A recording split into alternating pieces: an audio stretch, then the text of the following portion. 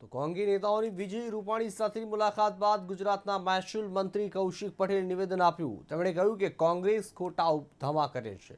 હાર્દિક પટેલના સ્વાસ્થ્ય અંગે સરકાર ચિંતિત છે અને ખેડૂતોના હિતની પણ સરકાર ચિંતા કરી રહી છે। પાસ તરફથી જો કોઈ સમાધાન માટેની વાત આવશે તો સરકાર તૈયાર છે।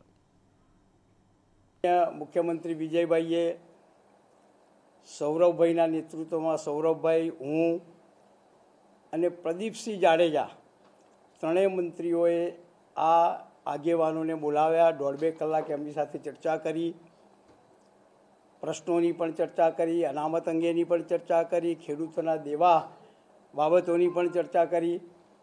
અમે પાટીદાર સમાજના વડીલોને પણ કીધું કે તમે જઈને હાર્દિકને વિનંતી કરો, ડૉક્ટરોની સલાહ માને અને એની તબિયતની ચિંતા આપણે બધા કરીએ। આ વાત અમે કરી હતી, પણ આખું ગુજરાત જાણે છે, આ મહાનુભાવો, આ વડીલોને પણ ધ્યાનમાં એમની વાત લેવાઈ નથી। એ આપણે બધા આખી ગુજરાતની પ્રજા જાણીએ છીએ। આજની તારીખ સુધી હાર્દિક કે પાસ તરફથી કોઈ ઓફિશિયલી સરકારને વાત કરવાની કે ચર્ચા કરવાની વાતની રજૂઆત થઈ નથી, પણ સરકાર, મુખ્યમંત્રી પહેલેથી જ ચિંતિત છે, સમાજના લોકો પણ ચિંતિત છે, ગુજરાતની પ્રજા પણ ચિંતિત છે।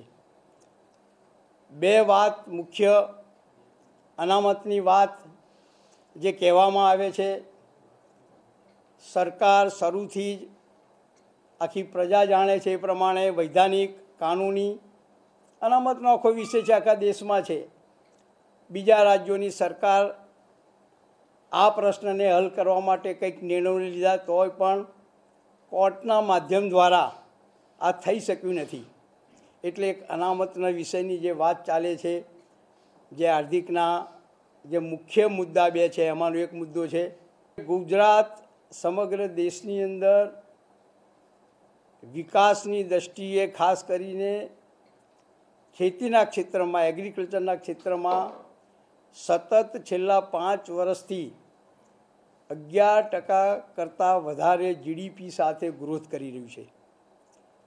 ચોક્કસ આ સરકાર ખેડૂતોની શરૂથી ચિંતિત રહી છે, કેટલાય વર્ષોથી ખેડૂતોના હિતની વાત, ખેડૂતોના હિતના નિર્ણયો કરોડો રૂપિયાના બજેટ દ્વારા આયોજન